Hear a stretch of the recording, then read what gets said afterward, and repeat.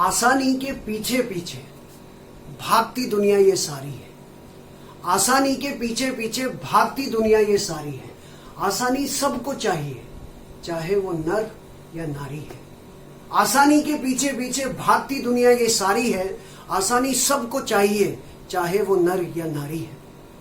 पर आसान रास्ते पे चल के यहां किस किस ने बाजी मारी है।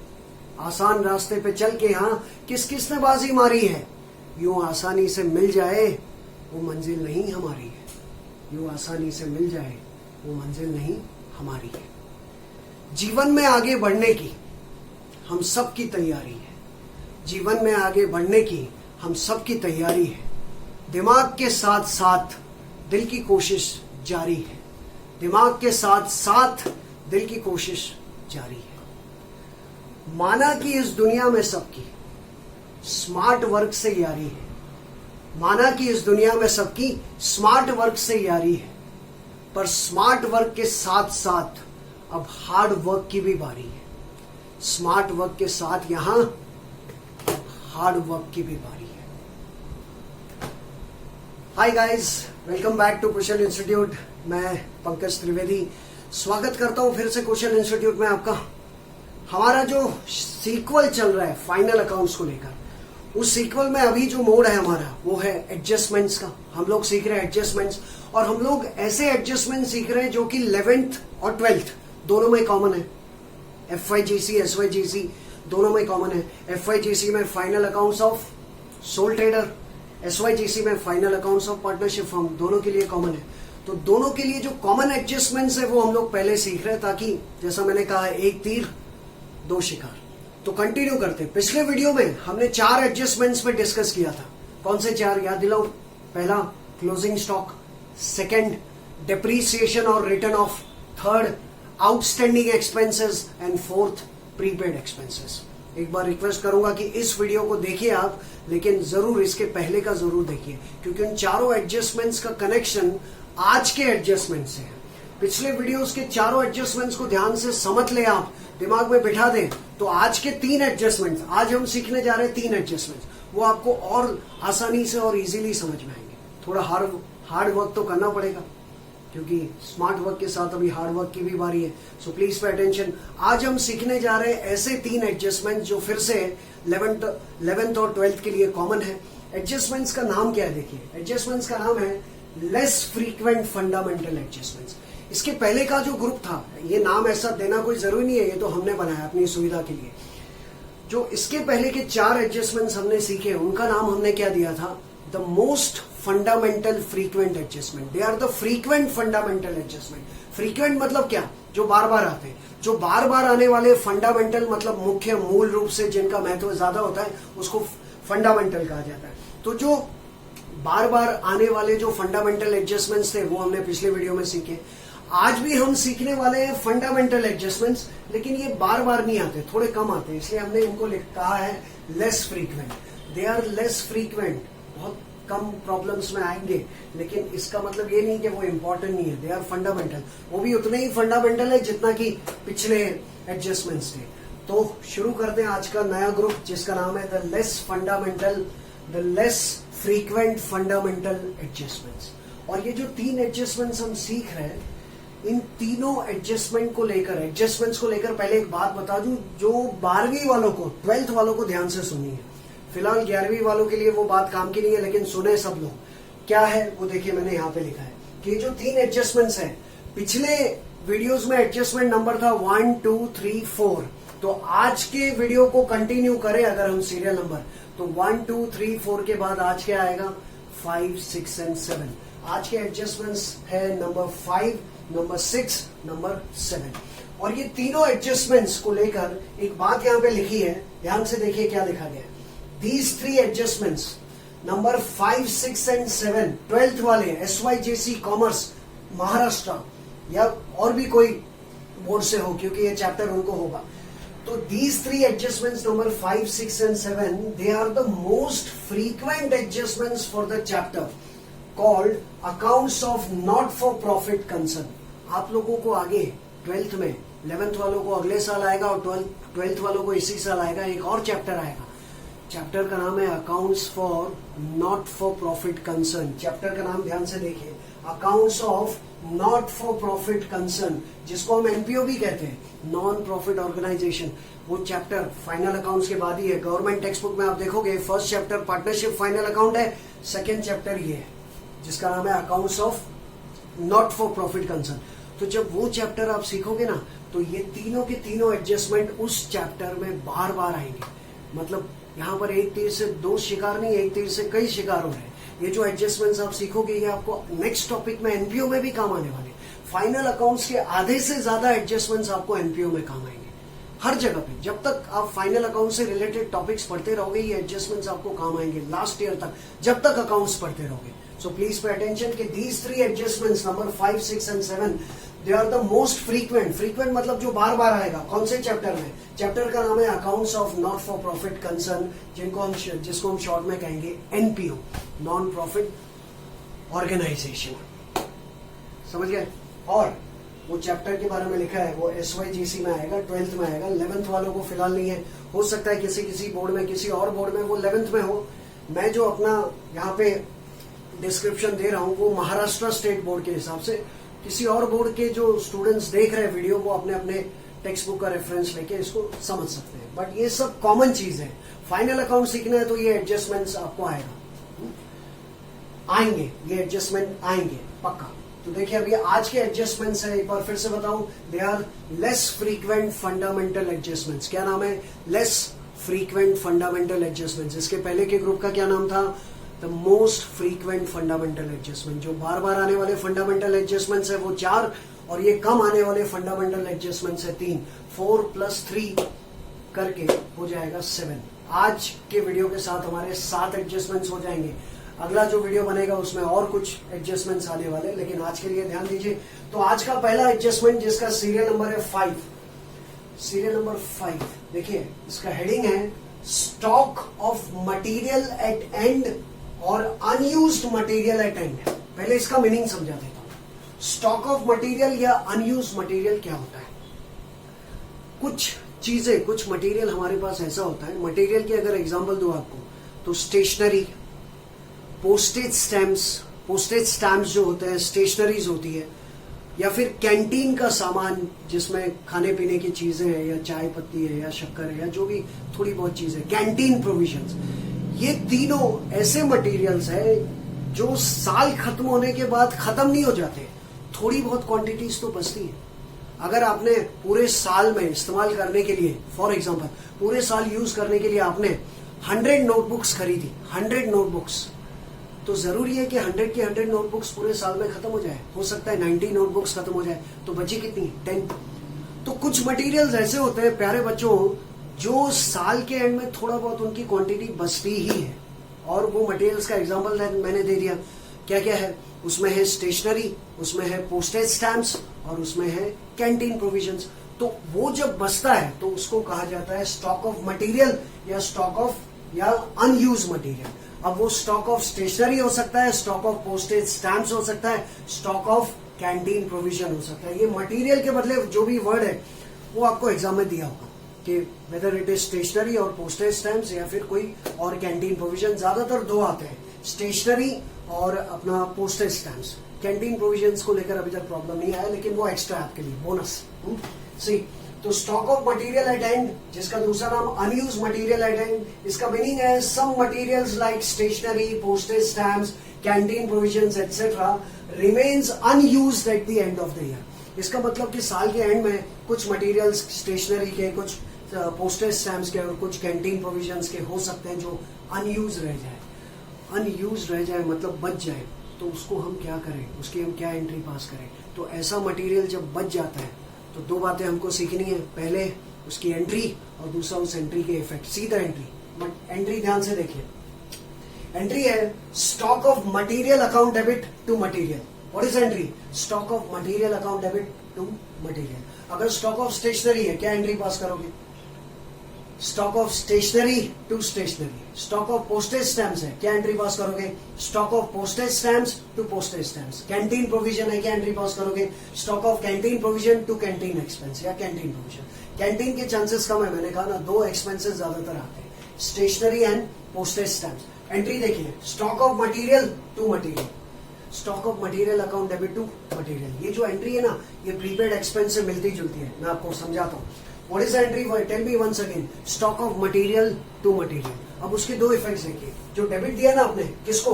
स्टॉक ऑफ मटेरियल को, वो जाएगा असेट्स में, क्योंकि जो स्टेशनरी या पोस्टेज स्टैम्प्स या कैंटीन प्रोविजंस हमारे पास बचा है वो हमारी एसेट है। जब तक नेक्स्ट ईयर नहीं आता वो हमारी एसेट है। इसलिए डेबिट का फर्स्ट इफेक्ट कहाँ होगा? Asset side. Debit goes to asset.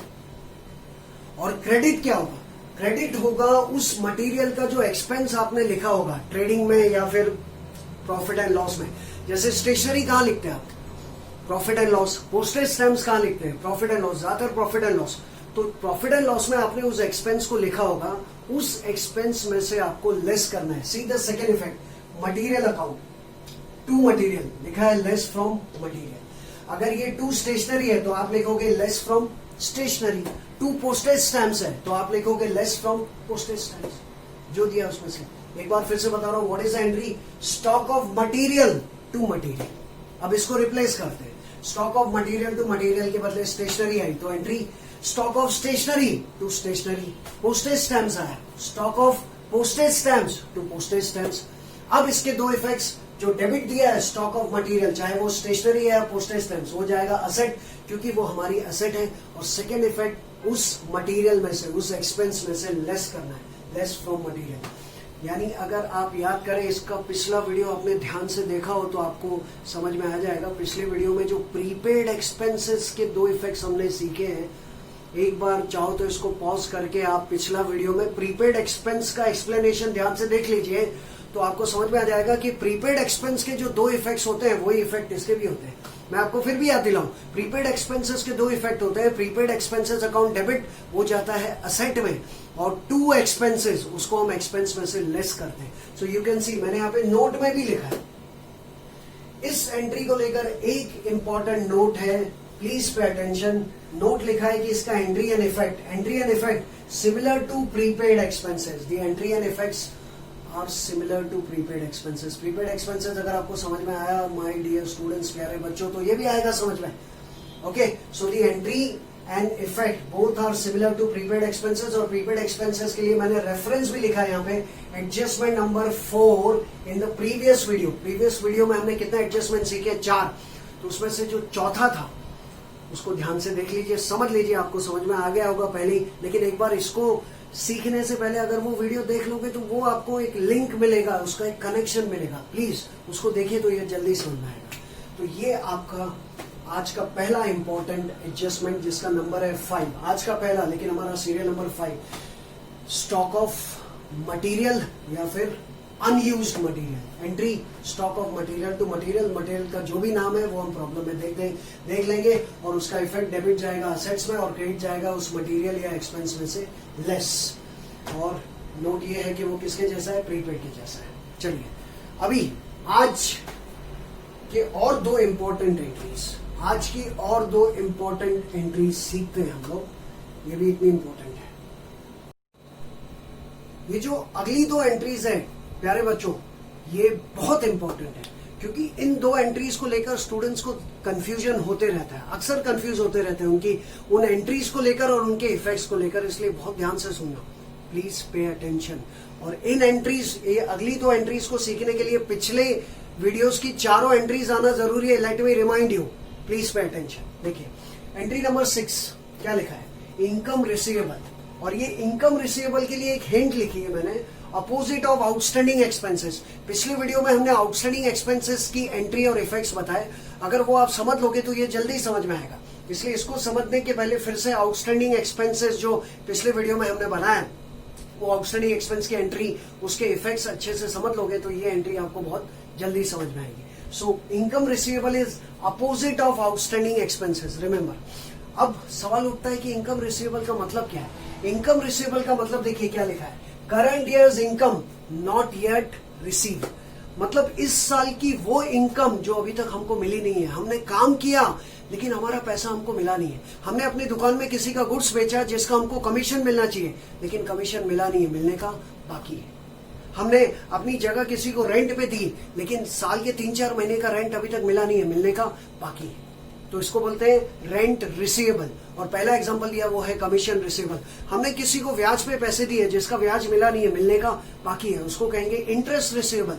तो वो इनकम जो हमारी है इस साल की है और हमको मिली नहीं है, मिलने का बाकी है, मिलना अभी ड्यू है, रिसीवेबल है, इसलिए इसको कहते हैं income receivable. So the income which is not yet received but it is receivable, that's why it is called income receivable. जैसे आउटस्टैंडिंग एक्सपेंस क्या होता है, एक्सपेंसेस पेबल, तो वैसे ही इनकम रिसीवेबल जो है वो आउटस्टैंडिंग एक्सपेंस का उल्टा, एक्सपेंसेस पेबल का अपोजिट क्या होगा, इनकम रिसीवेबल। तो ऐसी कुछ इनकम जो हमारी है इस साल की और हमको नहीं मिली, मिलना बाकी है, उसको क्या कहेंगे, एक बार फिर से बताओ, उसको कहेंगे इनकम रिसीवेबल। इसका मीनिंग है current years income not yet received, it is to be received, it will be received in future or it will be received in the next year and it is still receivable, that's why it is called income receivable and it is the opposite of outstanding expense। outstanding expense के लिए जो पिछला video हमने बनाया है 4 adjustments का, उसमें outstanding expense के आपको एंट्री और इफेक्ट्स मिलेंगे, उसको ध्यान से देख के अगर इस एडजस्टमेंट्स को आप देखोगे, इस एडजस्टमेंट को, तो आपको बहुत हेल्प करेगा। प्लीज एक बार आउटस्टैंडिंग एक्सपेंस क्या है, उसका मीनिंग, उसकी एंट्री, उसके इफेक्ट देख लो, तो ये एंट्री आपको जल्द समझ में आएगी। ओके, तो देखिए नाम क्या है फिर से, इनकम रिसीवेबल। इनकम रिसीवेबल का मीनिंग बता दिया, it is the opposite of outstanding expense. इसकी इनकम, इसकी एंट्री क्या है, इसकी एंट्री है income receivable account debit to income. Entry बोलो, income receivable account debit to income. अब इनकम का नाम है समझो कमीशन, तो entry commission receivable account debit to commission account. अगर जो इनकम मिलना बाकी है उसका नाम रेंट है, entry rent receivable account debit to rent. Interest है, इंटरेस्ट रिसीवेबल टू इंटरेस्ट, यानी जो भी इनकम मिलने की बाकी है उसका नाम इनकम की जगह पे लिख दो। What is entry, income receivable to income. याद रखें, तो जो पैसा हमको मिला नहीं है, मिलने का बाकी है, जो इनकम हमारी है हमको मिली नहीं, मिलने का बाकी है, उसको कहेंगे हम लोग इनकम रिसीवेबल। उसकी एंट्री है income receivable account debit to income, income receivable account debit to income. अब उसके दो इफेक्ट्स देखिए, डेबिट क्या है, इनकम रिसीवेबल, तो इनकम रिसीवेबल जो डेबिट है वो जाएगा असेट्स में, क्योंकि रिसीवेबल है ना, और जो भी रिसीवेबल होता है वो हमारी असेट है। Whatever is receivable is our asset. पैसा हमारा है, भले हमको अगले साल मिलेगा, लेकिन पैसा हमारा है, हमको मिलेगा, so it is our asset. Income receivable जो डेबिट है वो कहां जाएगा, असेट साइड। और सेकेंड इफेक्ट, इनकम अकाउंट जिसको हमने क्रेडिट दिया, एड टू इनकम, जो इनकम मिलनी बाकी होगी उस इनकम को जहां लिखा होगा उसमें ऐड होगा। जैसे आपने लिखा होगा रेंट रिसीव्ड, कहां लिखा होगा, पिछले फॉर्मेट्स के वीडियो अगर आपको याद हो तो रेंट रिसीव जाता है profit and loss account credit side, commission received भी कहां जाता है, profit and loss account credit side. वो जो कमीशन और रेंट आपने profit and loss account credit side पे लिखा होगा उसके अंदर ये पैसा ऐड होगा। ठीक है, समझ गए। तो जो इनकम होगी रिसीवेबल, उस इनकम को जहां पे आपने फाइनल अकाउंट में लिखा होगा उस इनकम के अंदर ये इनकम रिसीवेबल ऐड होता है। एक बार फिर से बताता हूं, इनकम रिसीवेबल की entry income receivable account debit to income account, income receivable account debit to income account. Income receivable जाएगा असेट्स, और सेकेंड इफेक्ट जो भी इनकम होगी उस इनकम में ऐड करेंगे फाइनल अकाउंट में, वो जहां पे उसकी पोस्टिंग होगी उसमें हम लोग ऐड करेंगे। मोस्टली ऐड होता है profit and loss account credit side, क्योंकि profit and loss account credit side पे ही हम लोग ज्यादातर इनकम्स लिखते हैं। ओके, फॉर्मेट देखिए, पिछले वीडियो समझ में आ जाएगा। तो ये एंट्री क्लियर हो गई सबको, इफेक्ट्स क्लियर हो गए। अब इससे रिलेटेड 4 इंपॉर्टेंट नोट्स है। पहली नोट है कि इस इनकम रिसीवेबल के और भी 3 नाम है। इनकम रिसीवेबल का दूसरा नाम आउटस्टैंडिंग इनकम। देखिए, आउटस्टैंडिंग एक्सपेंस तो उसका अपोजिट आउटस्टैंडिंग इनकम। तो इसलिए मैंने कहा ना, आउटस्टैंडिंग एक्सपेंस की एंट्री, इफेक्ट्स, उसके नोट्स पढ़ो तो ये आपको जल्दी समझ में आएगा, क्योंकि उसका अपोजिट है। तो इनकम रिसीवेबल का दूसरा नाम आउटस्टैंडिंग इनकम, उसका और एक नाम है अक्रूड इनकम। अक्रूड मतलब वो इनकम जो हमारी है, अभी तक मिली नहीं है, पैसा जेब में आया नहीं है, लेकिन हम लोग कमा चुके हैं, उसको अक्रूड इनकम भी कहते हैं। Pay attention. और एक नाम है इनकम अर्न और ड्यू भी कहते हैं, but not receive. Income earn and due but not receive. मैंने आपको साल भर पढ़ा लिया, आप मुझे हर महीने फीस देते गए, लेकिन आखिर के 3 महीने समझो, जनवरी, फरवरी, मार्च, ये 3 महीने की फीस आपने मुझे दी नहीं, देना बाकी है। तो ये जो 3 महीने की फीस जो मुझे मिलने वाली है, ये क्या है, ये मेरे लिए income earn but not receive. मैंने कमा तो लिया, आपको पढ़ा लिया, लेकिन फीस अभी तक मिली नहीं, मिलना बाकी है, तो वो मेरे लिए असेट है। याद रखें, मेरे लिए असेट है, आपके लिए लायबिलिटी है। इसलिए जो आपके लिए प्रीपेड एक्सपेंस है, मेरे लिए वो एडवांस इनकम है। इसलिए मैं उसको, आप सॉरी, आपके लिए जो आउटस्टैंडिंग एक्सपेंस है, मेरे लिए वो इनकम रिसीवेबल है। आपके लिए आउटस्टैंडिंग, तो मेरे लिए इनकम रिसीवेबल। तो प्लीज पे अटेंशन के आउटस्टैंडिंग इनकम भी कहते हैं इसको, अक्रूड इनकम भी कहते हैं उसको, income on due but not receive, ये इसके और 3 नाम है। इसके अलावा वीए में भी आ सकता है। वीए मतलब आप सबको पता है विजिबल एडजस्टमेंट, देन एचए का मतलब हिडन एडजस्टमेंट। वीए के रूप में आएगा तो ट्रायल बैलेंस के नीचे आपको दिया होगा कि इनकम रिसीवेबल कितनी है, जैसे ट्रायल बैलेंस के नीचे ही लिखा होगा rent receivable rupees so and so, commission receivable so and so, या लिखा होगा commission on but not receive, या लिखा होगा rent due but not receive. It will be given below the trial balance clearly, it will be mention. तो वो तो आपका वीए हो गया, विजिबल एडजस्टमेंट। और एचए भी हो सकता है, एचए मतलब हिडन एडजस्टमेंट। हिडन एडजस्टमेंट में क्या होगा, ट्रायल बैलेंस में जो इनकम लिखी होगी उस इनकम के आगे ब्रैकेट में लिखे होंगे नंबर ऑफ मंथ्स, ब्रैकेट में लिखे होंगे नंबर ऑफ मंथ्स, और वो नंबर ऑफ मंथ्स 12 मंथ से कम होंगे। जैसे ट्रायल बैलेंस में लिखा है रेंट और ब्रैकेट में लिखा है 9 मंथ्स, इसका मतलब हमको रेंट मिल चुका है, रेंट रिसीव्ड, और ब्रैकेट में लिखा है 9 मंथ्स, इसका मतलब हमको रेंट मिल चुका है, लेकिन कितने मंथ्स का, 9 मंथ्स का, यानी कितने मंथ्स का रेंट बाकी है, 3 मंथ्स। तो वो उस पर एचए हो गया, हिडन एडजस्टमेंट। तो किसी भी इनकम को ट्रायल बैलेंस में लिखा होगा और उसके आगे ब्रैकेट में नंबर ऑफ मंथ्स लिखे होंगे जो 12 महीने से कम होंगे। प्यारे बच्चों, 12 महीने से कम, लेस देन 12 मंथ्स, तो उसके ऊपर एचए होगा। देखिए लिखा है VA is seen below the trial balance, HA is income for less than 12 months seen in the trial balance. और ये चौथी बात जो मैंने पहले ही बताई, एंट्री एंड इफेक्ट्स। ये जो भी एंट्री और इफेक्ट्स है वो exactly opposite of outstanding expense है। और आउटस्टैंडिंग एक्सपेंस हम कहां देख सकते हैं, adjustment number 3 in the previous video. इसके पहले का जो वीडियो बना है उसमें हमने 4 एडजस्टमेंट सीखे, उसमें एडजस्टमेंट नंबर 3 देखेंगे ना, वो आउटस्टैंडिंग एक्सपेंस के बारे में। इसलिए इसको समझने से पहले एडजस्टमेंट नंबर 3 देख लीजिए। इसका नंबर क्या है, 6। पहले 3 को देखो, समझ लो, फिर ये जल्दी समझ जाएगा। It is exactly opposite to outstanding expenses. समझ में आया? This is called income receivable which is exactly opposite of outstanding expenses. Okay, अब आते हैं नंबर 7। नंबर 7 का नाम है एडवांस इनकम। और ये जो एडवांस इनकम है ये अपोजिट ऑफ प्रीपेड एक्सपेंस है। ये भी पिछले वीडियो में प्रीपेड एक्सपेंस की एंट्री नंबर 4 उसका अपोजिट है।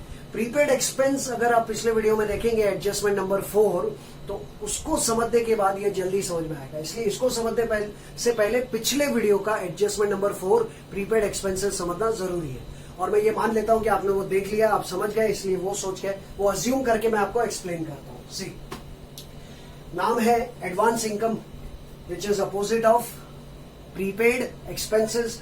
उसका मतलब क्या है, ये इसका भी अपोजिट है, ऊपर वाले का अपोजिट भी है। ये next years income received in the current year. अभी मैंने क्या एग्जांपल दिया था आपको कि मैंने आपको साल भर पढ़ाया, उसमें से कुछ 3-4 महीने की फीस मुझे नहीं मिली। साल भर पढ़ाऊं और उसमें से 3-4 महीने की फीस मुझे ना मिले या पूरे साल की फीस ना मिले, तो उसको क्या कहा जाएगा, इनकम रिसीवेबल। लेकिन हुआ ये कि मैंने आपको इस साल पढ़ाया, आपने मुझे इस साल की फीस तो दी, लेकिन नेक्स्ट ईयर की फीस भी दे दी, मतलब आपने 2 साल की फीस मुझे दी। अब ये 2 साल की फीस जो आपने मुझे दी है उसमें से नेक्स्ट ईयर की फीस जो है ना, उसको कहा जाएगा एडवांस इनकम। जो इस साल की फीस है वो तो मेरी इनकम है, लेकिन जो नेक्स्ट ईयर की फीस है, जैसे कौन सा ईयर चल रहा है अभी, समझो चल रहा है 2021, 2021 आप पढ़ रहे हो मेरे पास 2021 में, लेकिन आपने मुझे फीस 2021 की तो दी, साथ साथ में 21-22 की भी दे दी, नेक्स्ट ईयर की भी फीस दे दी। तो वो जो फीस नेक्स्ट ईयर की है ना, उसको मैं क्या कहूंगा, उसको कहूंगा एडवांस इनकम। जो कि आपके लिए प्रीपेड एक्सपेंस है तो मेरे लिए एडवांस इनकम है। आप उसको कहेंगे प्रीपेड फीस, मैं उसको कहूंगा एडवांस फीस। मीनिंग एक बार देख लीजिए क्या लिखा है, next years income received in the current year. और उसकी एंट्री, इस एंट्री के लिए ऊपर वाली एंट्री का अपोजिट भी देख सकते हैं आप। देखिए जो इनकम रिसीवेबल है उसकी एंट्री क्या है, income receivable account debit to income. तो जो एडवांस इनकम है उसकी एंट्री क्या है, income account debit to advance income. What is entry for advance income, income account debit to advance income. अब इनकम का नाम दिया होगा, समझो फीस है तो entry fees account debit to advance fees. Commission है तो entry commission account debit to advance commission. उस इनकम का नाम आपको प्रॉब्लम में दिया होगा, वो नाम यूज करो। डेबिट किसको दिया, ध्यान से देखिए, डेबिट किसको दिया, इनकम को, इनकम को डेबिट दिया, और क्रेडिट किसको दिया, एडवांस इनकम को। अब इसके 2 इफेक्ट समझिए, इनकम को डेबिट दिया तो इसका इफेक्ट ये होगा लेस फ्रॉम द इनकम। ऊपर देखा आपने, इनकम को क्रेडिट दिया था, यहाँ पे इनकम को क्रेडिट दिया था, इसलिए उसका इफेक्ट क्या हुआ था, ध्यान से देखिए, add to the income, right. Income में ऐड हुआ था क्योंकि वो इनकम इस साल की थी, इसलिए हमने इनकम में क्या किया था, इसको ऐड किया था। लेकिन ये इनकम कौन से ईयर की है, नेक्स्ट ईयर की, इसलिए क्या होगा, लेस फ्रॉम द इनकम। तो डेबिट का इफेक्ट क्या होगा, लेस फ्रॉम द इनकम। जो इनकम होगी, कमीशन है कमीशन में से लेस, रेंट है तो रेंट में से लेस, जो भी इनकम आपने एडवांस में ली है सामने वाले से, आपके कस्टमर से, क्लाइंट से, वो उस इनकम में से लेस होगा, क्योंकि वो इस साल का पैसा नहीं है। कौन से साल का पैसा है, नेक्स्ट ईयर का, आने वाले साल का। तो फर्स्ट इफेक्ट होगा इनकम में से लेस, और सेकेंड इफेक्ट देखिए, एडवांस इनकम कहाँ जाएगा, लायबिलिटीज। देखिए ऊपर इनकम रिसेबल कहाँ जाता था, असेट्स, तो एडवांस इनकम कहाँ जाएगा, लायबिलिटीज। ये दोनों को साथ में रखिए, पिछले वीडियोस को देखिए। जब आप इन सातों एडजस्टमेंट्स को एक साथ बार बार देखते रहोगे ना, तब जाके आपका बेस मजबूत बनेगा। पिछले वीडियोस में 4 एडजस्टमेंट्स है, फ्रीक्वेंट एंड फंडामेंटल। आज के वीडियो में 3 एडजस्टमेंट्स है, वो फ्रीक्वेंट नहीं है लेकिन फंडामेंटल है। यानी हम ये मान लेते हैं कि पहले 4 और आज के 3, सातों 7 एडजस्टमेंट्स फंडामेंटल है, इंपॉर्टेंट है। और ये दोनों खास, क्योंकि इनके भूलने के चांसेस है, भूल जाते हैं बच्चे, स्टूडेंट्स भूल जाते हैं, याद नहीं रहता, इसलिए हर एक एडजस्टमेंट को ध्यान से बार बार रिवाइज करके, रिवाइंड करके वीडियो को देखिए, समझिए, टेक्स्ट बुक रखिए, उसके एग्जांपल्स देखिए, आपको आएगा पक्का समझ में। थोड़ा टाइम तो देना पड़ेगा ना। Okay, please pay attention. Hard work तो करना पड़ेगा, क्योंकि स्मार्ट वर्क के साथ यहाँ अब हार्ड वर्क की भी बारी है। तो हार्ड वर्क करो, रिवाइज करो, ठीक है। तो एंट्री समझ में आ गई, क्या एंट्री हुई, जो पैसा हम एडवांस में लेते हैं उसकी एंट्री क्या है, एक बार फिर से बताइए। Income account debit to advance income. Income का इफेक्ट क्या होगा, जो इनकम होगी उसमें से लेस होगा, जो भी इनकम है उसमें से लेस करो। और सेकंड इफेक्ट क्रेडिट का जाएगा लायबिलिटीज, क्योंकि हमने सामने वाले का काम नहीं किया और उससे पैसा ले लिया। मैंने आपको पढ़ाया नहीं और नेक्स्ट ईयर की फीस अभी से ले ली, तो जो साल मैंने आपको पढ़ाया नहीं उसकी फीस मैं पहले से ही ले लूं, तो वो मेरे लिए क्या है, लायबिलिटी। किसी भी इंसान का काम करने से पहले ही पैसा एडवांस में ले लो, अपने जेब में डाल दो पैसा, तो वो आपकी लायबिलिटी हो जाती है, ठीक है। समझ गया, एडवांस इनकम एंट्री समझ गया, इफेक्ट समझ गया। अब उसको लेकर भी 4 नोट्स। पहली नोट ये है कि ये जो एडवांस इनकम है ना, इसके भी 3 नाम है। देखिए, इसको कह सकते हैं हम pre received income. It is opposite of prepaid expense. Prepaid expense का अपोजिट क्या होगा, प्री रिसीव्ड इनकम, मतलब वो इनकम जो हमने पहले से ही ले ली। इसके और 3 नाम है। आप एंट्री में भले ही एक ही वर्ड यूज कीजिए, यहाँ भी 3 नाम है, इधर भी 3 नाम है, लेकिन एंट्री में आप एक ही वर्ड यूज कीजिए, चलेगा। और एंट्री लिखना तो वैसे भी कंपलसरी नहीं है। What is more important, effects. 2 effects आने चाहिए एंट्री, क्योंकि डेबिट क्रेडिट को बेस लेके अगर आप समझोगे एडलेस, तो वो आपको जल्दी समझ में आएगा। इसलिए हम लोग ये चाहते हैं कि पहले आप एंट्रीज को सीखें और उन एंट्रीज की मदद से फिर आप इफेक्ट्स को सीखें। जबकि एग्जाम में तो आपको क्या देना है, effects, but entries are more important. I think entries are more important, ठीक है। तो पहली नोट है कि इसके भी 4 नाम है, किसके, एडवांस इनकम के। प्री रिसीव्ड इनकम कहते हैं इसको। ये वर्ड देखिए, अनअर्न्ड इनकम, इसको कहते हैं अनअर्न्ड इनकम, मतलब वो इनकम जो हमको मिली है लेकिन हमने कमाई नहीं है। इसका और एक सिंपल मीनिंग लिखा है, income received but not earn. अभी तो मैंने कहा, आपने मुझे नेक्स्ट ईयर की फीस भी दे दी, इस साल की जो फीस दी वो तो मेरी इनकम है, क्योंकि इस साल तो मैंने आपको पढ़ाया, लेकिन नेक्स्ट ईयर अभी तक आया नहीं, मैंने पढ़ाया क्या नहीं, लेकिन आपने फीस तो मुझे दे दी, मेरी जेब में पैसे तो आ गए। तो मेरी जेब में पैसे आ गए मतलब इनकम रिसीव्ड, लेकिन मैंने कमाए क्या, बोलो कमाए क्या, नहीं। तो उसको कहेंगे income received but not earned, और we can call it as unearned income. तो ये इसके 3 नाम समझ गए, किसके 3 नाम, एडवांस इनकम के। वीए भी हो सकता है इसके ऊपर, वही ऊपर जो बात कही, वीए मतलब विजिबल एडजस्टमेंट। ट्रायल बैलेंस के नीचे लिखा होगा कि कमीशन रिसीव्ड इन एडवांस, ठीक है, या रेंट रिसीव्ड इन एडवांस, वो आपको दिया होगा, तो उसके ऊपर क्लियरली लिखा होगा आपको। ये तीसरा नाम याद रखिए, income received but not earn, मतलब पैसा ले लिया लेकिन कमाया नहीं। तो वीए होगा तो क्लियरली ट्रायल बैलेंस के नीचे आपको दिख जाएगा, और एचए होगा तो इसका हिंट है कि ट्रायल बैलेंस में उस इनकम के आगे ब्रैकेट में नंबर ऑफ मंथ्स लिखे होंगे जो 12 मंथ से ज्यादा होंगे। ऊपर मैंने क्या कहा, एचए के लिए क्या हिंट है, इनकम के आगे जो मंथ्स होंगे वो 12 मंथ से कम होंगे, तो रिसीवेबल, इनकम रिसीवेबल, लेकिन 12 मंथ से ज्यादा है तो एडवांस। ट्रायल बैलेंस में लिखा है रेंट रिसीव्ड, क्या लिखा है, रेंट रिसीव्ड, और ब्रैकेट में लिखा है 15 मंथ्स, तो 12 महीने के ऊपर कितने मंथ्स हो गए, 3 मंथ्स। 3 मंथ्स का क्या हो गया, एडवांस। मतलब कि हमने भाड़ा 15 महीने का लिया है, लेकिन ये साल तो 12 महीने का ही है, तो कितने महीने का एक्स्ट्रा लिया हमने, 3 मंथ्स का, वो 3 मंथ्स का हमारे लिए एडवांस रिसीव्ड है, समझे। यानी जो पैसा हमें इस साल का मिलना चाहिए वो तो हम लेते ही है, और अगले साल के कुछ महीनों का भी पैसा ले लेते हैं, तो उसको कहते हैं advance, income received in advance. तो आपको ट्रायल बैलेंस में उस इनकम के आगे ब्रैकेट में क्या दिया होगा, नंबर ऑफ मंथ्स, जो कि 12 महीने से ज्यादा होंगे। प्रॉब्लम सॉल्व करेंगे तब और बेटर समझ में आएगा, लेकिन ये चीजें माइंड में बिठाएंगे, फिक्स रख दोगे एक बार, तो प्रॉब्लम सॉल्व करोगे ना, फटाफट आपको समझ में आएगा। और चौथी नोट है कि इसकी एंट्री और इफेक्ट जो है वो तो अभी मैंने ऊपर बताया, अपोजिट ऑफ प्रीपेड एक्सपेंस।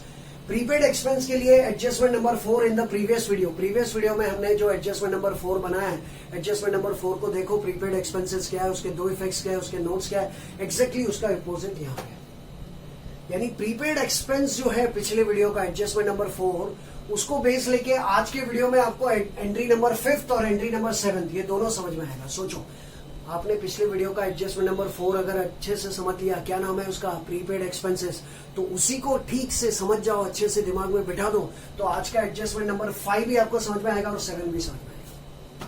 और पिछले वीडियो का जो एडजस्टमेंट नंबर 3 है, आउटस्टैंडिंग एक्सपेंसेस, वो ठीक से समझ लो, तो आज के एडजस्टमेंट में आपको एडजस्टमेंट नंबर 6 समझ में आएगा। तो ये जो आज के तीनों एडजस्टमेंट्स है, ये हमारे पिछले चारों एडजस्टमेंट्स का लिंक है, कनेक्टेड है, इसलिए सातों को एक साथ रख के बार बार देखा कीजिए, समझा कीजिए, उसको रिवाइज कीजिए, अपने फ्रेंड्स के साथ डिस्कस कीजिए, पूछते रहिए, तो जल्दी समझ में आएगा। So these are 3 more adjustments, पिछले 4 और आज के 3, टोटल हो गए 7 एडजस्टमेंट्स।